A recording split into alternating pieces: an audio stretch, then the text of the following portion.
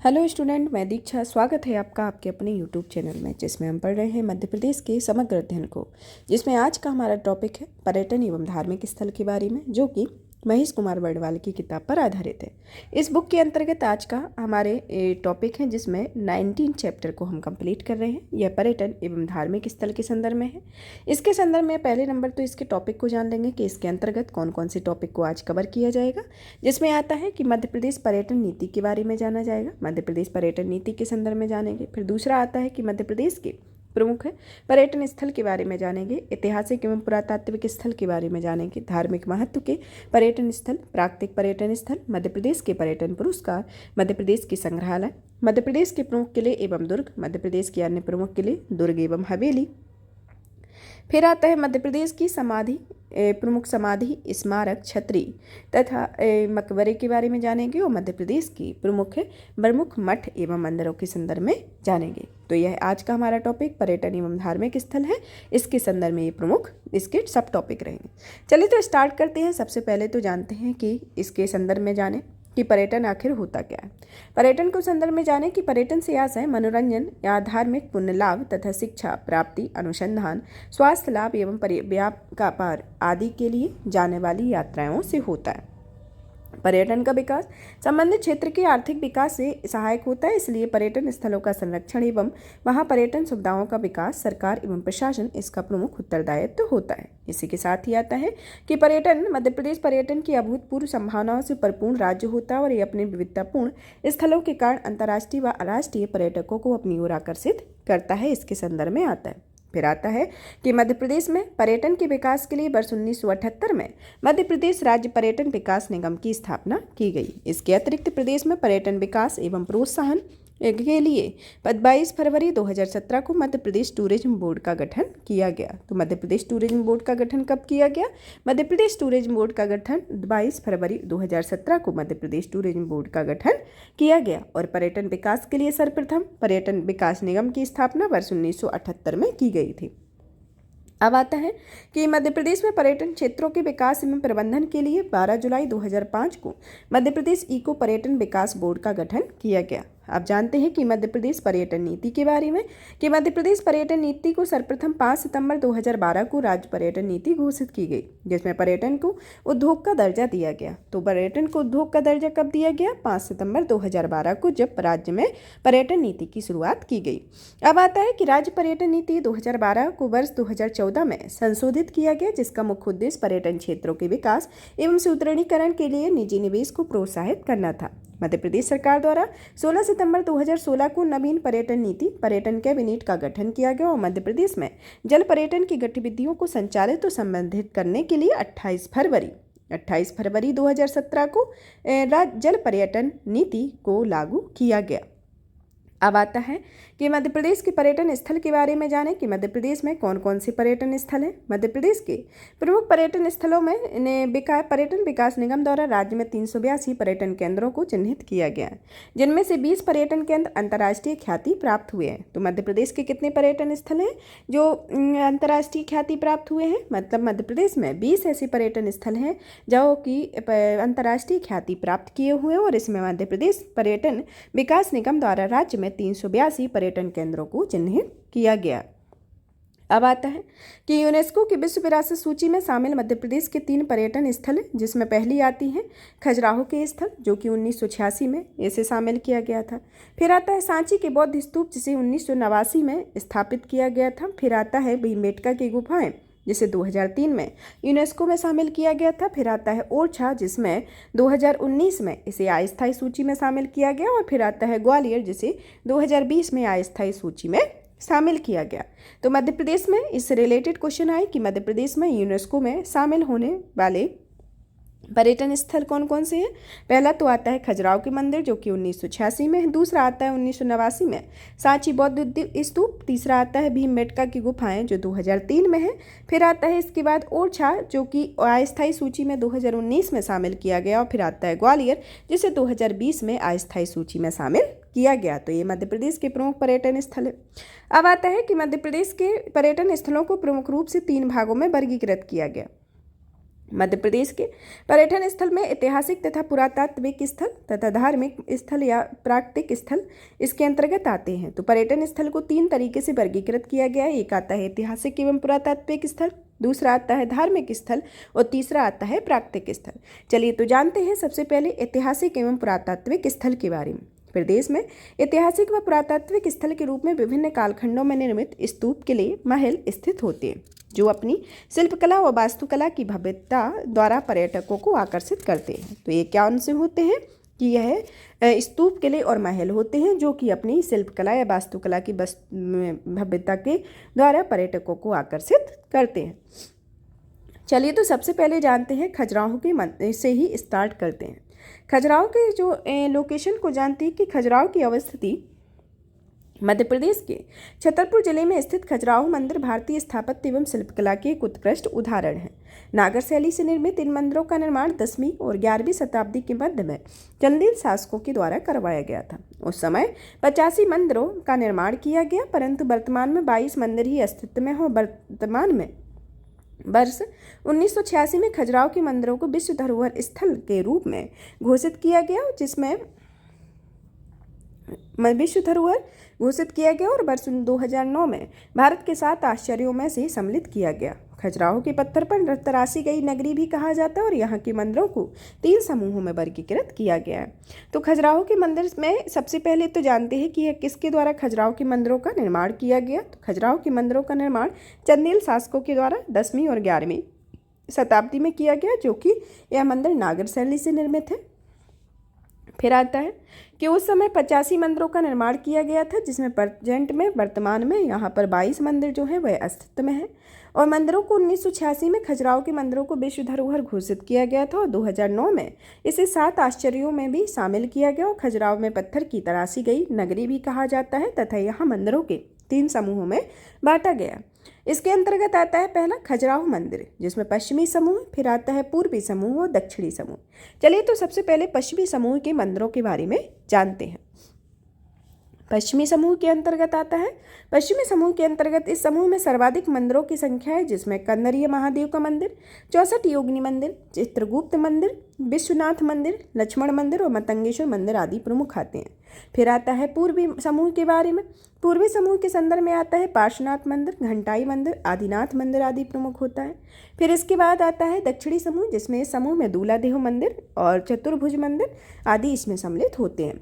तो यह खजुराहो के मंदिर हैं जिसको पश्चिमी, पूर्वी और दक्षिणी समूह में वर्गीकृत किया गया है। पश्चिमी समूह के अंतर्गत सर्वाधिक मंदिरों की संख्या है, जिसमें कंदरिया महादेव मंदिर, 64 योगिनी मंदिर, चित्रगुप्त मंदिर, विश्वनाथ मंदिर, लक्ष्मण मंदिर और मतंगेश्वर आदि आते हैं। पूर्वी समूह के अंतर्गत आता है पार्श्वनाथ मंदिर, घंटाई मंदिर, आदिनाथ मंदिर आदि आते हैं और दक्षिणी समूह के अंतर्गत आते हैं दूल्हादेव मंदिर और चतुर्भुज मंदिर आदि इसके अंतर्गत सम्मिलित होते हैं। चलिए तो सबसे पहले जानते हैं कंदरिया महादेव मंदिर के बारे में। कंदरिया महादेव मंदिर खजुराहो का एक सबसे विशाल मंदिर होता है तथा ये भगवान शिव को समर्पित है। इसका निर्माण चंदेल शासकों जिसमें विद्याधर ने करवाया हुआ था। यहाँ पर नंदी की सबसे ऊंची प्रतिमा स्थापित है और इस मंदिर की लंबाई 102 फीट और 3 इंच 66 फुट और 10 इंच ऊंचाई 101 फुट 9 इंच की है। इस मंदिर की तुलना भुवनेश्वर के लिंगराज मंदिर से की जाती है। तो यह खजुराहो का कंदरिया महादेव मंदिर है, जो कि इसकी प्रमुख स्पेशलिटी है, जो कि भगवान शिव को समर्पित है और यह चंदेल शासक विद्याधर के द्वारा इसका निर्माण किया गया था, जहाँ पर नंदी की सबसे ऊंची प्रतिमा स्थापित है। अब आता है 64 योगिनी मंदिर के बारे में जानते हैं। 64 योगिनी मंदिर जो कि खजुराहो ग्रेनाइट पत्थरों से निर्मित खजुराहो का सबसे प्राचीन मंदिर है, जो शिव सागर झील के दक्षिण पश्चिम में स्थित है। इसका विन्यास उत्तर पूर्व से दक्षिण पश्चिम की ओर है। इसमें मंदिर का आकार आयताकार है। फिर आता है लक्ष्मण मंदिर, जिसमें पंचायतन शैली से निर्मित लक्ष्मण मंदिर का निर्माण यशुवर्मन ने कराया था। यहाँ पर भगवान विष्णु की 100 फीट ऊंची प्रतिमा स्थापित की गई है। फिर आता है चित्रगुप्त मंदिर, जिसमें सूर्य को समर्पित चित्रगुप्त का मंदिर का निर्माण राजा गंडदेव ने करवाया था और इस मंदिर में गर्भगृह में स्थित सूर्य प्रतिमा के दाईं ओर चित्रगुप्त की प्रतिमा स्थापित की गई है। फिर आता है मतंगेश्वर मंदिर, जो कि भगवान शिव को समर्पित 8 फीट ऊंचे मतंगेश्वर मंदिर का निर्माण हर्षवर्मन ने कराया था और इसी मंदिर में उसने मरकड़ मणि नामक मणि की स्थापना भी की हुई थी। तो यह मतंगेश्वर मंदिर की स्पेशलिटी है।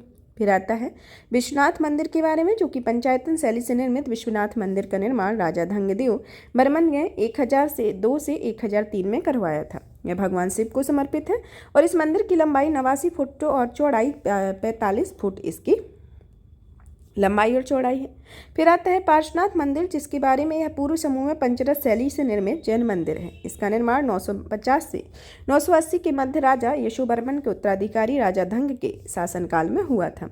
फिर आता है घंटाई मंदिर। घंटाई मंदिर के बारे में जाने कि यह पूर्वी समूह में स्थित जैन मंदिर है। इस मंदिर में महावीर की माता के 16 स्वप्नों का दर्शाया गया है। फिर आता है दूलादेव का मंदिर, जिसमें दक्षिण समूह में स्थित दूलादेव मंदिर भगवान शिव को समर्पित है और यह मंदिर वर्तमान में खंडित अवस्था में है। इसके गर्भगृह में सहस्त्रमुखी शिवलिंग भी स्थापित है।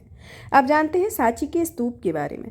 सांची जो है वो कि रायसेन जिले में स्थित बौद्ध धर्म का प्रमुख तीर्थ स्थल है, जिसका निर्माण ईसा पूर्व 3री शताब्दी में सम्राट अशोक ने करवाया हुआ था। अशोक ने सांची का पहाड़ी स्तूप बिहार एकाश्म स्तंभ में इसमें बनवाया गया था। इसके बाद आता है कि सांची को प्राचीन काल में बेदिस गिरी, चेतिया गिरी, काकनाथ, काकड़ाय, बोट श्री पर्वत इत्यादि के नाम से पुकारा जाता है। तो इसकी प्राचीन नाम कौन कौन से हैं? बेदिसगिरी, चेतियागिरी, काकनाथ, काकड़ाय, बोट श्री पर्वत इत्यादि के नाम से सांची को पुकारा जाता है। अब आता है कि सांची के स्तूप की खोज 1818 में जनरल टेलर ने की हुई थी और इसे यूनेस्को में वर्ष 1989 में सांची स्तूप को विश्व धरोहर के रूप में इसे घोषित किया गया था। फिर आता है कि पुरातत्वविद जनरल जॉनसन और जनरल कनिंघम, कैप्टन मेजर कोल, सर जॉन मार्शल ने वर्ष 1822 में ऐसे 1919 में मध्य सांची स्थित बौद्ध स्मारकों का उत्खनन और संरक्षण कार्य करवाया था और सांची में 3 बौद्ध स्तूप थे, जिसमें सबसे बड़ा स्तूप 36.5 मीटर व्यास का और 16.5 मीटर ऊंचाई का था। सांची के स्तूप में देखी जाने वाली सजावट की शैली को भरूत का कहा जाता है और यहाँ पर महात्मा बुद्ध के 2 शिष्यों, जिसमें सारीपुत्र और महामोगलायन की अस्थियों के अवशेष संरक्षित किए गए हैं। और वर्ष 2017 में सांची के स्तूप का जो छायाचित्र है उसे 200 रुपये के नोट पर छापा गया है। तो सांची के स्तूप के बारे में जाने कि सांची के स्तूप कहाँ पर है? रायसेन जिले में है तथा यह सम्राट अशोक ने इसका निर्माण 3री शताब्दी में कराया था तथा सांची के स्तूप की खोज 1818 में जनरल टेलर के द्वारा की गई और यूनेस्को ने इसे 1989 में विश्व धरोहर घोषित किया। फिर आता है कि यहाँ पर महात्मा बुद्ध के 2 शिष्यों सारीपुत्र और महामोगलायन की अस्थियों के अवशेष स्थित संरक्षित किए गए और वर्ष 2017 में सांची के स्तूप की छायाचित्र 200 रुपये के नोट पर छापा गया है। तो यह सांची के स्तूप की प्रमुख स्पेशलिटी है। आप जानते हैं भरूत के स्तूप के बारे में।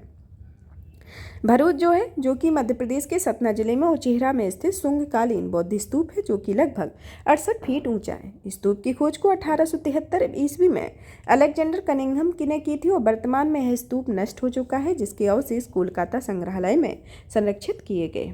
अब जानते हैं विदिशा के बारे में। विदिशा इसका प्राचीन नाम भेलसा, बेशनगर, महामालिस्तान व निवासा था तथा यहाँ पर हेलिडोरस के भगवान विष्णु को समर्पित गरुड़ ध्वज स्तंभ का निर्माण कराया गया, जिसमें स्थानीय लोग खाम बाबा भी कहते हैं। तो इससे रिलेटेड MPPSC में कई बार क्वेश्चन पूछा गया है कि गरुड़ ध्वज स्तंभ कहाँ किसको समर्पित है? यह भगवान विष्णु को समर्पित है तथा इसे किसके द्वारा? हेलिडोरस ने इसे भगवान विष्णु को समर्पित गरुड़ ध्वज स्तंभ का निर्माण करवाया था। तो यह किसके द्वारा किया गया था? हेलिडोरस के द्वारा। और इसे खाम बाबा भी, स्थानीय लोग इसे खाम बाबा भी कहते हैं। तो इस तरीके के क्वेश्चन आते भी हैं और इस तरीके के क्वेश्चन पूछे जाने की संभावना भी होती है। अब आता है कि मांडू के बारे में। मांडू जो है धार जिले में नर्मदा नदी के किनारे विंध्याचल पर्वत श्रेणी में स्थित मांडू को मांडवगढ़ और सादियाबाद के नाम से जाना जाता है, जो रानी रूपमती और राजा बाज बहादुर की अमर प्रेम कथा को व्यक्त करता है। इसके अतिरिक्त इसे मांडवगढ़ जैन तीर्थ के नाम से भी जाना जाता है, क्योंकि यहाँ जैन तीर्थकर सुपार्श्वनाथ की पद्मासन मुद्रा में विराजे श्वेत वर्णी प्राचीन प्रतिमा स्थापित है। मांडू को महिलों का शहर और मछली की नगरी, सिटी ऑफ जॉय, करीमाबाग नगर भी कहा जाता है। यहाँ पर राजा बाज बहादुर द्वारा निर्मित रेवा कुंड के किनारे रानी रूपमती महल व बाज बहादुर महल और गयासुद्दीन खिलजी द्वारा निर्मित जहाज महल व हिंडोला महल स्थित है। तो एक मांडू में कौन कौन सा महल स्थित है? महलों का शहर, मछली की नगरी, सिटी ऑफ जॉय, करीमाबाग नगर, इसे मांडू को कहा जाता है। तथा यहाँ पर राज बाज बहादुर द्वारा निर्मित रेवाकुंड के किनारे पर रानी रूपवती का महल, बाज बहादुर महल और गयासुद्दीन खिलजी द्वारा निर्मित जहाज महल या हिंडोला महल यहाँ पर स्थित हैं। अब आता है कि मांडू के प्रमुख ऐतिहासिक स्थल के बारे में जानते हैं, जिसमें आता है पहला असरफी महल। असरफी महल के बाद आता है होशंगसाई की कब्र, नीलकंठ महल, हाथी महल, दाई का महल, जाली महल, जमानिया महल, नगरिया महल, दरिया खान की मजार, जामा मस्जिद, मलिक मगध की मस्जिद, रामपोल दरवाज़ा, दिल्ली दरवाज़ा, आलमगीर का दरवाज़ा, जहांगीर दरवाज़ा और तारापुर दरवाज़ा इसके अंतर्गत ये प्रमुख स्थल ऐतिहासिक स्थल आते हैं। अब आता है मंदसौर के बारे में। मंदसौर इसका प्राचीन नाम दसपुर, इंद्रगढ़ और ग्यासपुर था। यहाँ सिबना नदी के तट पर पशुपतिनाथ का मंदिर स्थित है और भगवान पशुपतिनाथ की अष्टमुखी प्रतिमा भी स्थापित है, जिसकी तुलना नेपाल में स्थित पशुपतिनाथ मूर्ति से की जाती है। और इसके अतिरिक्त यहाँ पर सूर्य मंदिर, फिर खिलचीपुर, ठाकुर चमन सिंह की गढ़ी, हिंगलाजगढ़ किला और चंद्रावत की गढ़ी आदि दर्शनीय स्थल यहाँ के प्रमुख हैं। अब आता है बुरहानपुर के बारे में। बुरहानपुर में यह असीरगढ़ किले के संदर्भ में क्वेश्चन पूछा गया है। एमपीपीएससी में कई बार इससे रिलेटेड क्वेश्चन आया है कि ये बुरहानपुर जो है वह ताप्ती नदी के किनारे स्थित है। यह असीरगढ़ किले के दक्षिण प्रवेश द्वार अतः दक्षिण की चाबी के नाम से जाना जाता है। यहाँ पर अब्दुल रहीम खान खाना द्वारा निर्मित खूनी भंडारा, अकबरी सराय के आदि प्रमुख ऐतिहासिक स्थल हैं। अन्य ऐतिहासिक स्थलों के बारे में जानें कि राजा की छतरी, बीबी मस्जिद, महल गुलहारा, शाही हमाम, इच्छा देवी मंदिर, लाट मस्जिद, दरगाह हकीमी, शाह नवाज खां का मकबरा और मुमताज की कब्र इसके अंतर्गत अन्य प्रमुख ऐतिहासिक स्थल हैं। अब आता है कि ग्वालियर के बारे में जानें। इसे सिंधिया राजवंश की राजधानी और गालव ऋषि की तपोभूमि भी कहा जाता है। तो इसे क्या कहा जाता है? सिंधिया राजवंश की राजधानी और गालो ऋषि की तपोभूमि कहा जाता है। इसका प्राचीन नाम गोपराष्ट्र, गोवर्धनपुर, गोपहा, गोपमूधर, गोपाद्री, गोपागिरी, गोपालकेरी, गोपांचल एवं जैन प्रशस्तियों में गोपाद्रु व गोयलगढ़ मिलते हैं। इसके संदर्भ में आता है यहाँ पर सूरज सेन द्वारा निर्मित ग्वालियर के किले तथा राजा मानसिंह द्वारा निर्मित मानसिंह मंदिर महल और रासलीला घर, विक्रम महल, जौहर कुंड, भीमसेन राणा की छतरी, सास बहु मंदिर, चतुर्भुज मंदिर, तेली का मंदिर, विष्णु का मंदिर, स्वान सूर्य मंदिर आदि पर्यटन स्थल स्थित हैं। फिर आता है शिवपुरी के बारे में। शिवपुरी को मध्य प्रदेश की पर्यटन नगरी कहा जाता है, जो कि सिंधिया राजाओं की ग्रीष्मकालीन राजधानी हुआ करती थी। ऐतिहासिक महत्व की दृष्टि से यहाँ पर काली सिंध नदी के तट पर निर्मित निम्न पर्यटन स्थल हैं: नरवर किला, नल दमयंती का किला, पारागढ़ किला, काबाकड़ी की कोठी, सुरबाया की गढ़ी, जॉर्ज कैसल भवन, माधवराव सिंधिया की समाधि, सिंधिया वंश की छतरियाँ, चांदपाड़ा झील, सांख्य सागर झील, भदैया कुंड, पवा व सुल्तानगढ़ जल प्रपात, सेसई का सूर्य मंदिर, माधव राष्ट्रीय उद्यान व करेरा अभ्यारण्य इसके अंतर्गत आते हैं। फिर आता है इसके संदर्भ में और जाने चंदेरी के बारे में जानते हैं। चंदेरी जो कि है वह अशोकनगर में स्थित बेतवा नदी के किनारे पर स्थित है तथा इसके बाद में जानते हैं कि इसका प्राचीन नाम चंद्रगिरी है और यहाँ पर सर्वाधिक बावड़ियाँ स्थित हैं, इसलिए इसे बावड़ियों का शहर भी कहा जाता है। यहाँ पर निम्न दर्शनीय स्थल है, जिसमें आता है हवा महल, बादल महल, कोसल महल, देवगढ़ का किला, शहजादी का रोजा, चंदल मठ, कुर्बानी चबूतरा आदि इसके अंतर्गत प्रमुख दर्शनीय स्थल आते हैं। फिर आता है ओरछा के बारे में। ओरछा जो है वह निवाड़ी जिले में बेतवा नदी के किनारे स्थित है और इसकी स्थापना बुंदेल शासक रुद्र प्रताप सिंह ने की हुई थी। यहाँ जहांगीर महल, राजमहल, राय प्रवीण महल, पालकी महल, सुंदर महल, लक्ष्मी नारायण महल, चतुर्भुज मंदिर और फूलबाग आदि दर्शनीय स्थल है। तो यहाँ पर कौन कौन से महल या दर्शनीय स्थल हैं? ये पहला तो आता है जहांगीर महल, फिर आता है राज महल, राय प्रवीण महल, पालकी महल, सुंदर महल, लक्ष्मी नारायण मंदिर, चतुर्भुज मंदिर, फूलबाग आदि यहाँ के दर्शनीय स्थल है। अब आता है धार्मिक महत्व के पर्यटन स्थल के बारे में। प्रदेश में धार्मिक महत्व की पर्यटन स्थल के रूप में 2 ज्योतिर्लिंग हैं, जिसमें महाकालेश्वर और ओमकालेश्वर आते हैं, और चित्रकूट, मैहर शारदा देवी मंदिर जैन तीर्थ स्थल के रूप में 52 गजा, मुक्तागिरी, सोनागिरी आदि इसमें स्थित होते हैं। अब आता है कि मध्य प्रदेश के 12 शहरों को पवित्र शहर घोषित किया गया है। तो इसके अंतर्गत कौन कौन से शहर आते हैं? जिसमें आता है अमरकंटक, मैहर, चित्रकूट, उज्जैन, पन्ना, ओमकारेश्वर, महेश्वर, ओरछा, दतिया, मुल्ताई, सलकनपुर और मंडला। इसके अंतर्गत ये 12 शहर हैं जिसे पर्यटक या पवित्र शहर के रूप में घोषित किया गया है। चलिए तो सबसे पहले तो हम उज्जैन शहर के बारे में जानते हैं। उज्जैन क्षिप्रा नदी के किनारे स्थित है और इसका नाम अच्युतगामिनी, औजनी, नाभि देवी, कर्णश्रृंगा, हेमश्रृंगा, भोगवती, हिरण्यवती, कुशस्थली व उज्जैनी था। यहाँ पर दक्षिणी मुखी महाकालेश्वर ज्योतिर्लिंग स्थित है और यहाँ पर 12 वर्ष से हस्त कुंभ मेले का आयोजन होता है। उज्जैन को मंदिरों तथा मेलों का शहर कहा जाता है। फिर आता है कि प्रमुख धार्मिक एवं पर्यटन स्थल के बारे में जानें कि इसमें आता है हरसिद्धि देवी मंदिर जो कि गंगा घाट में स्थित है। फिर आता है अगस्त्येश्वर महादेव मंदिर। फिर आता है चिंतामणि गणेश मंदिर, गोपाल मंदिर, गढ़कालिका देवी मंदिर, मंगलनाथ मंदिर, मनसा माता, वैष्णो देवी मंदिर, क्याल भैरव मंदिर, मत्स्येंद्र नाथ का मंदिर। फिर आता है कालिया देह महल, संदीपनी आश्रम, जनार्दन राम लक्ष्मण महल, भरथरी गुफा, सिद्धवट, रूमी का मकबरा, बृहस्पतिश्वर मंदिर, विक्रांत भैरव तंत्रपीठ, 24 खंबा मंदिर, बोर हेरो का रोजा, उज्जैन का ताजमहल। फिर इसके बाद आता है नवग्रह मंदिर और ढोंगला वेधशाला यहाँ के प्रमुख धार्मिक स्थल एवं पर्यटन स्थल हैं। अब आता है ओमकारेश्वर के बारे में जाने कि ओमकारेश्वर जो है वह खंडवा जिले में नर्मदा नदी के किनारे स्थित है जिसका प्राचीन नाम मानधाता है। यह 12 ज्योतिर्लिंगों में से एक ओमकारेश्वर ज्योतिर्लिंग है जिसमें यह नर्मदा घाट, 24 अवतार, सिद्धनाथ मंदिर, मार्कंड आश्रम, ममलेश्वर महादेव मंदिर आदि इसके दर्शनीय स्थल प्रमुख आते हैं। फिर आता है महेश्वर के बारे में। महेश्वर जो है वह खरगोन जिले में नर्मदा नदी के तट पर स्थित है। इसका प्राचीन नाम महेशमती और इसे गुप्त काशी भी कहा जाता है। इसकी स्थापना रानी अहिल्याबाई ने की हुई थी। यहाँ पर भवानी माता का मंदिर है, अहिलेश्वर शिवालय, राजवाड़ा, बाड़ेश्वर शिवालय, बिठाजी की छतरी, राजराजेश्वर शिवालय, कालेश्वर, जालेश्वर, बाणेश्वर, पंडरीनाथ, विश्वनाथ, मतंगेश्वर शिवालय, भरथरी गुफा, सहस्त्रधारा जलप्रपात, अहिल्या संग्रहालय, होलकर वंश की छतरियाँ आदि यहाँ की दर्शनीय प्रमुख स्थलें हैं। फिर आता है भोजपुर के बारे में। भोजपुर के बारे में जाने कि मध्य प्रदेश में भोजपुर मध्य प्रदेश के रायसेन जिले में बेतवा नदी के किनारे स्थित हैं। यहाँ पर परमार राजा भोज द्वारा भोजपुर मंदिर का निर्माण कराया गया तथा इसमें मंदिर का निर्माण शिवलिंग की स्थापना की गई थी। इस मंदिर को उत्तर भारत का सोमनाथ मंदिर भी कहा जाता है और यहाँ पर स्थापित विशाल शिवलिंग विश्व का सबसे बड़ा शिवलिंग है जिसकी लंबाई 5.5 मीटर 18 फीट, व्यास 2.3 मीटर या 7.5 फीट और यहाँ पर एक जैन मंदिर स्थित है जिसमें भगवान शांतिनाथ की 6 मीटर ऊंची प्रतिमा और भगवान पार्श्वनाथ की प्रतिमा स्थापित है। इस मंदिर के परिसर में पार्वती गुफा व आचार्य माटुंगा की समाधि स्थल है और इसके समीप ही बेतवा नदी का साइक्लोपियन बांध भी स्थित है। अब आता है चित्रकूट के बारे में। चित्रकूट जो है वह विंध्य पर्वतमाला के मध्य मंदाकिनी नदी के तट पर स्थित है और चित्रकूट धार्मिक तथा दर्शनीय पर्यटन स्थल है।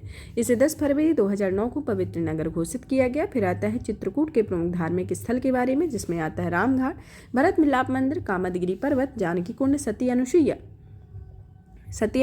स्फटिक शिला, गुप्त गोदावरी, हनुमान धारा, भरतकूप इसके अंतर्गत चित्रकूट के प्रमुख धार्मिक स्थल आते हैं। अब जानते हैं मैहर के बारे में। मैहर सतना जिले से 40 किलोमीटर दूर स्थित है तथा इसका 2009 में पवित्र नगर घोषिट किया गया था। यहाँ पर माँ शारदा मंदिर स्थित है जिसमें माँ शारदा की मूर्ति की स्थापना संवत 559 में की गई थी। यहाँ पर नरसिंहपीठ, गोला मठ मंदिर, आला उदल तालाब आदि इसके दर्शनीय स्थल है। मैहर उस्ताद अलाउद्दीन खां की कर्मस्थली भी रहा और जहाँ पर उन्होंने मैहर बाद ग्रंथ की स्थापना भी की हुई थी।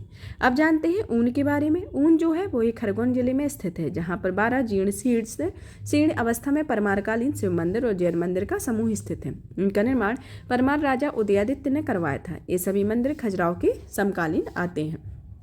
फिर आता है कि इसके अन्य प्रमुख मंदिर में आते हैं जैसे घाटेश्वर मंदिर के बाद आता है जालेश्वर मंदिर, केशव मंदिर, शांतिनाथ मंदिर, गवालेश्वर मंदिर, चौखारा मंदिर। फिर आता है सिंहेश्वर मंदिर, बल्लावलेश्वर मंदिर, खेड़ापति हनुमान मंदिर और दिगंबर जैन मंदिर जो कि 2005 में राष्ट्रीय स्मारक सूची में सम्मिलित हुआ है। फिर आता है इसके संदर्भ में जानते हैं 52 गजा के बारे में। 52 गजा जो है मध्य प्रदेश के बड़वानी जिले में स्थित एक प्रसिद्ध जैन मंदिर है जहाँ पर जैन धर्म के प्रथम तीर्थंकर ऋषभदेव की विशाल प्रतिमा और भगवान आदिनाथ की 72 फीट ऊंची मूर्ति स्थित है। यहाँ पर श्रवण बेलगोवा के आधार पर कर्नाटक के वेश में 12 वर्ष में महामस्तकाभिषेक का अभिषेक का आयोजन किया जाता है। प्रमुख जैन तीर्थ स्थल के बारे में जानें जिसमें मुक्तागिरी बैतूल, सोनागिरी दतिया, गोमटगिरी इंदौर, पुष्पागिरी सोनकच्छ देवास और कुंडलपुर दमोह यहाँ के प्रमुख जैन तीर्थ स्थल है। अब आता है, अब जानते हैं इसके संदर्भ में प्राकृतिक पर्यटन के संदर्भ में जाने। प्राकृतिक पर्यटन में सबसे पहले तो आता है पचमढ़ी। पचमढ़ी के बारे में जाने कि पचमढ़ी होशंगाबाद जिले में स्थित एक स्वास्थ्यवर्धक स्टेशन है जिसे वर्तमान मध्य प्रदेश की ग्रीष्मकालीन राजधानी और मध्य प्रदेश की छत कहा जाता है। पचमढ़ी की खोज वर्ष 1862 में कैप्टन जेम्स फोर्सिथ ने की हुई थी। सतपुड़ा श्रेणी में मध्य स्थित होने से और इनके अनुपम प्राकृतिक सौंदर्य से के कारण से सतपुड़ा की राजधानी भी कहा जाता है तथा इसकी सबसे ऊंची चोटी धूपगढ़ पचमढ़ी में स्थित है। इससे रिलेटेड MPPSC में हमेशा क्वेश्चन पूछे जाते हैं कि सतपुड़ा की चोटी के संदर्भ में। फिर आता है कि पचमढ़ी ने वर्ष 1999 में जैव आरक्षित क्षेत्र घोषित किया गया था और पचमढ़ी में तवा व देनवा नदी के संगम पर मड़ई वन क्षेत्र जल पर्यटन स्थल भी स्थित है। धूपगढ़ चोटी सतपुड़ा पर्वत श्रृंखला की महादेव श्रेणी में स्थित है। इसका प्राचीन नाम हरवत्स कोट था। इसकी समुद्र तल से जो ऊंचाई है वह 1350 मीटर है। अब आता है कि इसके संदर्भ में जाने कि पचमढ़ी के प्रमुख दर्शनीय स्थल के बारे में जानते हैं। पचमढ़ी के प्रमुख दर्शनीय स्थल में जानते हैं जिसमें हांडी खो घाटी, प्रियदर्शनी पॉइंट, चौरागढ़ चोटी, राजेंद्र गिरी चोटी, जम्बूद्वीप, अप्सरा जलप्रपात, मधुमक्खी झरना, रजत जलप्रपात। फिर आता है डचेस फॉल, पांडव गुफाएं, रीछ ग्रह गुफा, हारपर की गुफाएं, जटाशंकर की गुफाएं, भरतमीर गुफा, अप्सरा गुफा, सरदार गुफा, राजेंद्र गिरी उद्यान और द्रौपदी कुटी।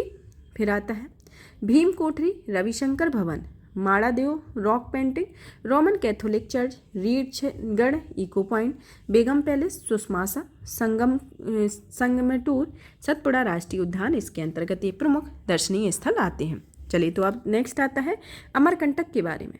अमरकंटक जो कि अनूपपुर जिले में मैकाल श्रेणी में स्थित है। इससे रिलेटेड भी क्वेश्चन पूछे जा चुके हैं कि अमरकंटक किस पर्वत श्रृंखला के अंतर्गत आता है। तो यह मैकाल श्रेणी में स्थित है, यह अनूपपुर जिले में स्थित है, जिसे वर्ष 2005 में पवित्र नगर घोषित किया गया था। अमरकंटक की समुद्र तल से औसत ऊंचाई 1065 मीटर है और यह मध्य प्रदेश का दूसरा हिल स्टेशन है। वर्ष 2005 में घोषित अचानकमार जैव आरक्षित क्षेत्र अमरकंटक में क्षेत्र में स्थित है। तो इससे रिलेटेड भी क्वेश्चन कई बार पूछा जा चुका है इस जैव आरक्षित क्षेत्र के संदर्भ में। अब आता है इसके दर्शनीय स्थल को जाने कि इसमें नर्मदा नदी का स्थल, नर्मदा कुंड, सोनमुड़ा, माई की बगिया, चरणोदक कुंड, दुग्धारा व कपिलधारा जलप्रपात, धुनी पानी, जलेश्वर महादेव मंदिर, सबरी माता मंदिर, कर्ण मंदिर, सूर्यनारायण मंदिर, बंगेश्वर मंदिर, कार्तिकेय मंदिर, गुरु गोरखनाथ मंदिर, ग्यारह रुद्र मंदिर, सर्वोदय जैन मंदिर और कबीर चबूतरा आदि इसके प्रमुख दर्शनीय स्थल हैं। अब आता है, अब जानते हैं भेड़ाघाट के बारे में। भेड़ाघाट जबलपुर जिले में नर्मदा नदी के तट पर स्थित है। यह भृगु ऋषि की कर्मस्थली होने के कारण इसे भेड़ाघाट कहा जाता है। तो इससे रिलेटेड भी क्वेश्चन हमेशा पूछे जाते हैं कि भेड़ाघाट कहाँ पर स्थित है। तो यह नर्मदा नदी के तट पर जबलपुर में स्थित है और इसका नाम भृगु ऋषि की कर्मस्थली होने के कारण इसे भेड़ाघाट कहा जाता है। अब आता है कि इसके प्रमुख पर्यटन स्थल के बारे में जानते हैं, जिसमें आता है धुआंधार जलप्रपात। धुआंधार जलप्रपात के बाद आता है 64 योगिनी मंदिर, बंदर कूदनी, ग्वारी घाट, लम्हेटा घाट, तिलवारा घाट, पंचवटी घाटी, गांधी स्मारक, मदन महल इसके बाद आते हैं। तिलवारा घाट में महात्मा गांधी की अस्थियों का विसर्जन किया गया है। तो इससे रिलेटेड भी क्वेश्चन पूछा गया है कि किस घाट पर गांधी जी की अस्थियों का विसर्जन किया गया है। तो यह तिलवारा घाट है। अब आता है भीमबेटका की गुफाओं के बारे में जानते हैं। भीमबेटका की गुफाएं रायसेन जिले में स्थित है, जो आदिमानव द्वारा बनाए गए शैलचित्रों तथा शैलाश्रयों के लिए प्रसिद्ध है। इनकी खोज स्वर्गीय डॉक्टर विष्णु श्री वाकड़कर के ने 1957-58 में की हुई थी। इससे रिलेटेड भी क्वेश्चन MPPSC में 2022 में पूछा गया था कि भीमबेटका की गुफाओं की खोज किसके द्वारा की गई थी। तो किसके द्वारा? डॉक्टर श्री विष्णु श्रीधर वाकड़कर के द्वारा, जो कि 1957-58 में की गई थी और वर्ष 2003 में इसे यूनेस्को की विश्व धरोहर सूची में शामिल किया गया था। ये गुफाएं मध्य प्रदेश की प्राचीनतम संस्कृति का प्रतिनिधित्व करती है और यहाँ पर पूर्व पाषाणकालीन संस्कृति की गुफाओं का शैलाश्रय प्राप्त हुआ है, जिनकी संख्या 600 है और इन गुफाओं की दीवारों में आदिमानव से अपनी सृजनात्मक कलाओं की अभिव्यक्ति भी की गई है। अब आता है भरथरी गुफाओं के बारे में। उज्जैन जिले में लगभग 12 किलोमीटर दूर कालियादेह महल के समीप स्थित भरथरी गुफाओं का निर्माण राजा भरथरी की स्मृति में परमार वंश के राजाओं ने 11वीं शताब्दी में करवाया था। इन गुफाओं की कुल संख्या 9 है, जिनमें वर्तमान में कुल 5 गुफाएं अस्तित्व में हैं और ये गुफाएं रंगीन चित्रों के लिए प्रसिद्ध हैं। अब आती हैं उदयगिरी की गुफाएं। उदयगिरी की गुफाएं जो है विदिशा जिले में स्थित है और इसका प्राचीन नाम कौन सा है? नीचोगिरी इसका प्राचीन नाम है। इसकी स्थापना 4वीं से 5वीं सदी में राजा भोज के पौत्र उदयादित्य के द्वारा की गई थी। उदयगिरी में कुल 20 गुफाएं हैं जो कि हिंदू और जैन धर्म से संबंधित है। इसमें गुफा संख्या 1 तथा 20 को जैन की गुफा माना जाता है। उदयगिरी की गुफाएं 1951 में भारतीय पुरातत्व सर्वेक्षण भोपाल मंडल के अधीन सुरक्षित की गई हैं। फिर आता है कि यहाँ पर गुप्त संवत 425 से 426 में उत्कीर्ण कुमारगुप्त प्रथम के शासनकाल का एक अभिलेख स्थित है, जिसमें शंकर नामक व्यक्ति द्वारा गुफा के प्रवेश द्वार में जैन तीर्थ पार्श्वनाथ की मूर्तियां प्रतिस्थापित करने का भी उल्लेख किया गया। चलिए तो जानते हैं इसकी प्रथम गुफा के बारे में। क्या पहली गुफा के संदर्भ में जाने। क्या 3 दिशाओं में शैलकृत और एक दिशा में प्रस्तर खंडों से बनी हुई है। इस गुफा का नाम सूरज गुफा है तथा यह 7 फीट लंबे तथा 6 फीट चौड़े कक्ष होते हैं। फिर आती है चौथी गुफा जो कि शिवलिंग की प्रतिमा है और इसके प्रवेश द्वार पर एक मनुष्य वीणा वादन करते हुए दिखाया गया तथा जिसके कारण इस गुफा को बीन की गुफा भी कहा जाता है। यह गुफा 13 फीट और 11 इंच लंबी और 11 फीट 8 इंच चौड़ी आती है। फिर आती है 5वीं गुफा जिसमें 12 अवतार की प्रतिमा है, जिसे बराह गुफा के नाम से भी जाना जाता है। यह गुफा 12 फीट लंबी और 12 फीट 8 इंच ऊंची है। 13वीं गुफा में शंख लिपि उत्कीर्ण की गई है जो विश्व की प्राचीनतम लिपियों में से एक मानी जाती है। यह शेष सैया की विष्णु की मूर्ति के लिए प्रसिद्ध है जिसमें 12 फीट लंबी आती है। फिर आता है बाग की गुफाओं के बारे में। बाग की गुफाएं धार जिले में कुक्षी तहसील में नर्मदा की सहायक नदी बाग के तट पर स्थित है। ये गुफाएं बौद्ध धर्म से संबंधित 5वीं से 7वीं शताब्दी की गुफाएं हैं। बाग की गुफाएं अजंता की गुफाओं के समकक्ष मानी जाती है। इनकी खोज वर्ष 1818 में डेंगर फील्ड में की हुई थी। इन गुफाओं की कुल संख्या 9 है और वर्तमान में केवल 5 गुफाएं अस्तित्व में है। बाग की गुफाएं अपने रंगीन भित्ति चित्र के लिए प्रसिद्ध है और इन गुफाओं पर फ्रेस्को मुगल पेंटिंग कहा जाता है। बाकी गुफाओं के भित्ति चित्रों को वर्ष 1920 में चित्रकार मुकुल डे तथा वर्ष 1921 में हालदार नंदलाल एल.एन. भावसार और मिर्जा इस्माइल बेग जैसे प्रसिद्ध चित्रकारों की प्रतिलिपि तैयार की थी। इन गुफाओं को वर्ष 1951 में राष्ट्रीय स्मारक घोषित किया गया था। अब आता है कि बाग की गुफाओं के नाम को जानें, जिसमें पहली गुफा जो है वह ग्रह गुफा, दूसरी पंच पांडु, तीसरी का हाथी खाना और चौथी रंग महल और 5वीं आती है पाठशाला। तो इसके अंतर्गत कौन कौन सी गुफा है? पहली गुफा आती है, पहली गुफा में ग्रह गुफा, दूसरी गुफा पंच पांडु, तीसरी हाथी खाना, चौथी रंग महल और 5वीं आती है पाठशाला। इसके अंतर्गत ये प्रमुख गुफाएं। अब जानते हैं कि मध्य प्रदेश की विभिन्न गुफाओं के संदर्भ में जानते हैं और इनकी अवस्थिति के संदर्भ में एक ओवरव्यू ले लेते हैं। अभी तो हमने प्रत्येक गुफा के बारे में डिटेल में पढ़ा जो कि इम्पोर्टेंट रही। इसके संदर्भ में एक एक ओवरव्यू देखते हैं कि मध्य प्रदेश में और कौन सी गुफाएं पाई जाती हैं। सबसे पहले तो हम भीमबेटका की गुफाएं जो कि रायसेन जिले में स्थित है, प्रागैतिहासिक तथा विश्व धरोहर स्थल में सम्मिलित है। फिर आता है हरई की गुफाएं जो कि उज्जैन में स्थित है, जिनका 11वीं शताब्दी में परमार वंश द्वारा निर्मित की गई थी। फिर आता है उदयगिरी की गुफाएं जो कि विदिशा में है, जो 4वीं और 5वीं शताब्दी में जैन और हिंदू धर्म से संबंधित है। फिर आता है बाग की गुफाएं जो कि धार जिले में स्थित है, जो 5वीं से 7वीं शताब्दी में बौद्ध धर्म से संबंधित है। फिर आती है अदमगढ़ की गुफाएं जो कि होशंगाबाद में है और प्रागैतिहासिक शैल चित्र है। पांडव की गुफा जो कि पचमढ़ी में है, इसमें महाभारत काल से संबंधित है। फिर आता है मृगैलनाथ की गुफा जो कि रायसेन में है और दुर्लभ रॉक पेंटिंग और वर्ष 2009 में खोजी गई थी। बिलोबा गुफाएं जो कि ग्वालियर में स्थित है, इसे 12वीं शताब्दी के शैल चित्रों से निर्मित है। फिर आता है मारा की गुफाएं जो कि सिंगरौली में स्थित है, इनका निर्माण 7वीं से 8वीं शताब्दी में कराया गया था। फिर आता है शंकराचार्य की गुफाएं जो कि ओमकारेश्वर में स्थित है तथा इसे शंकराचार्य की तपोस्थली कहा जाता है। फिर आता है मृत्यनेन्द्र की गुफा जो कि उज्जैन में है, वह नाथ संप्रदाय से संबंधित है। फिर आता है लोहानी गुफा जो कि धार में स्थित है, मुगलकालीन गुफाएं हैं। फिर आती है कबरा की गुफाएं जो कि राजगढ़ में 5वीं शताब्दी की कुल 11 गुफाओं का समूह है। फिर आता है लिखीराज गुफा जो कि मुरैना में है, यह आसन नदी के तट पर 11 गुफाओं का समूह है। फिर आता है सिद्धराज गुफा जो कि टीकमगढ़ में है, धार्मिक महत्व की प्राकृतिक गुफाएं हैं। फिर आता है लिखी छाज गुफा जो करसा मुरैना में है, प्रागैतिहासिक गुफाएं हैं। सारोमारो की गुफाएं जो कि सीहोर में स्थित है, यह मौर्यकालीन गुफाएं। फिर आता है काजल रानी की गुफाएं जो कि खंडवा में है, धार्मिक महत्व की प्राकृतिक गुफाएं हैं। फिर इसके बाद आती है सत्यमत्र का गुफा जो कि खंडवा में स्थित है, धार्मिक महत्व की प्राकृतिक गुफाएं हैं। फिर आता है गोविंदा भागवत पाद गुफाएं जो कि खंडवा में स्थित है, जो कि धार्मिक महत्व की प्राकृतिक गुफाएं हैं। फिर इसके बाद आती है लिखी दांत गुफा चंदेरी में, प्रागैतिहासिक शैल चित्र की। पार्वती की गुफा रायसेन में स्थित है। फिर इसके बाद आती है लखवारिया गुफा शहडोल में, 16वीं से 17वीं शताब्दी से संबंधित है। भुईमाड़ की गुफाएं सीधी में। कालियादेह की गुफाएं उज्जैन में, धर्मराजेश्वर गुफाएं मंदसौर में, धमनार की गुफाएं मंदसौर में, सात कोठरी की गुफाएं धार में और झिंझरी गुफाएं कटनी में प्रागैतिहासिक गुफाएं इसके अंतर्गत आती हैं। फिर आता है रॉक शेल्टर की गुफाओं के बारे में, जो कि सागर में स्थित है और इन गुफाओं में प्रसिद्ध रॉक पेंटिंग निर्मित की गई है। इसके बाद आती है खंडगिरी की गुफाएं, जो कि विदिशा में बौद्ध एवं जैन धर्म से संबंधित है। चंद्रशेखर आजाद गुफा टीकमगढ़ में सातार नदी के तट पर स्थित गुप्त ऐतिहासिक गुफा है। फिर आता है नवेरी की गुफा, जो भोपाल में स्थित है, प्रागैतिहासिक एवं धार्मिक गुफाएं हैं। फिर आता है मोपाली छोटा महादेव गुफा, जो कि बैतूल में है, जो धार्मिक गुफा है। फिर इसके बाद आता है अम्बा माई की गुफा, जो कि बैतूल में है, धार्मिक गुफाएं हैं। गुड़ी की गुफा सिवनी में है, जो प्राकृतिक गुफाएं हैं। फिर आता है पहाड़गढ़ की गुफाएं मुरैना में, प्रागैतिहासिक गुफाएं हैं। राधा देवी की गुफाएं छिंदवाड़ा में है और धार्मिक महत्व की गुफाएं हैं। फिर आता है गुप्तेश्वर गुफा, जो कि छिंदवाड़ा में प्राकृतिक गुफाएं आती हैं। फिर इसके बाद आता है जगदीश पहाड़ी की गुफाएं, जो सतना में है, प्राकृतिक गुफाएं हैं। आला उदल की गुफा, जो कि मैहर में है, जो कि 11वीं-12वीं शताब्दी में एक ऐतिहासिक गुफाएं हैं। फिर आता है आपचंद की गुफाएं, जो कि सागर में स्थित है, यह गधेरी नदी के तट पर स्थित है तथा इसमें प्रागैतिहासिक गुफाएं।